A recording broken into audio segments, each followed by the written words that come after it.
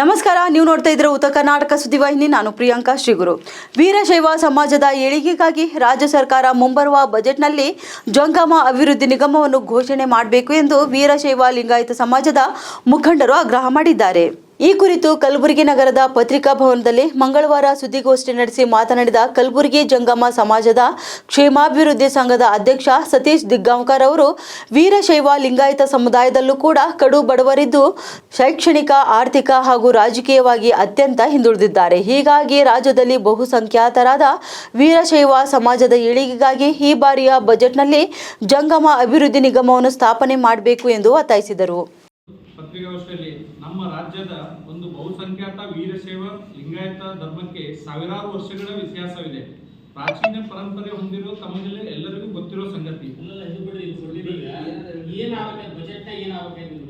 ಒಂದು ಜಂಗಮ ಅಭಿವೃದ್ಧಿ ನಿಗಮ ಸ್ಥಾಪಿಸಬೇಕಂತ ಈ ಒಂದು ಮುಖಾಂತರ ಕೇಳ್ಕೊತಾ ಇದ್ದೇವೆ.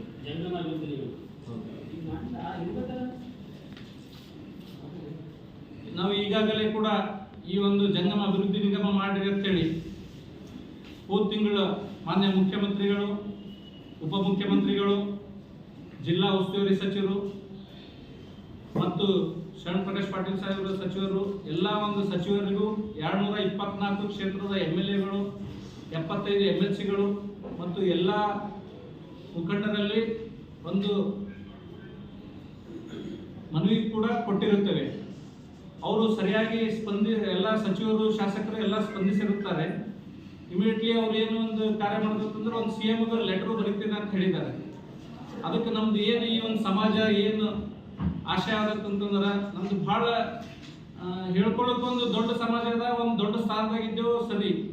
ಆದ್ರೆ ಈಗ ನಮ್ಮ ಹಳ್ಳಿಗಳಲ್ಲಿ ಇರ್ಬೋದು ಅಥವಾ ಇಲ್ಲಿ ಕೂಡ ನಗರದಲ್ಲಿ ಇರ್ಬೋದು, ಒಂದು ಕಡು ಬಡತನಕ್ಕೂ ಅದ. ಶೈಕ್ಷಣಿಕವಾಗಿರ್ಬೋದು, ರಾಜಕೀಯವಾಗಿರ್ಬೋದು, ಆರ್ಥಿಕವಾಗಿರ್ಬೋದು ಬಹಳ ಹಿಂದುಳಿದವರು.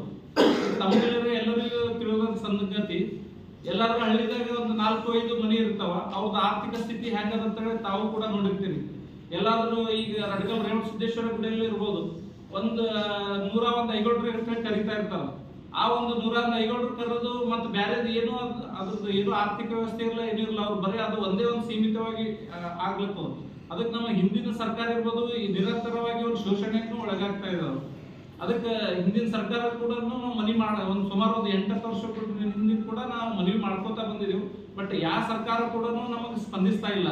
ಅದಕ್ಕೆ ನಮಗೆ ಏನು ಆಶಯ ಅಂತಂತಂದ್ರೆ ಈ ಒಂದು ಬಜೆಟ್ ಮುಖಾಂತರ ಈ ಒಂದು ಎಲ್ಲ ಈ ಅಭಿವೃದ್ಧಿ ನಿಗಮ ಮಾಡಿದ್ದಾರೆ. ಎಲ್ಲ ಸಮಾಜಕ್ಕೂ ಅಭಿವೃದ್ಧಿ ನಿಗಮ ಮಾಡಿದ್ದಾರೆ. ಅದಕ್ಕೆ ಈ ಒಂದು ಅಭಿವೃದ್ಧಿ ನಿಗಮ ಮಾಡಬೇಕಂತಂದ್ರೆ ನಮ್ಗೆ ಆರ್ಥಿಕವಾಗಿ ಇರ್ಬೋದು, ಶೈಕ್ಷಣಿಕವಾಗಿ ಇರ್ಬೋದು, ಕಡು ಬಡವರು ಒಂದು ಸ್ವಲ್ಪ ಏನು ಆರ್ಥಿಕವಾಗಿ ಒಂದು ಸಶಕ್ತ ಆಗ್ತಾರಂತ ನಾನು ಕೇಳ್ಕೊತಾ ಇದ್ದೇನೆ. ನಿರಂತರ ಸುದ್ದಿಗಾಗಿ ನೋಡ್ತಾ ಇರಿ ಉತ್ತರ ಕರ್ನಾಟಕ ಸುದ್ದಿವಾಹಿನಿ.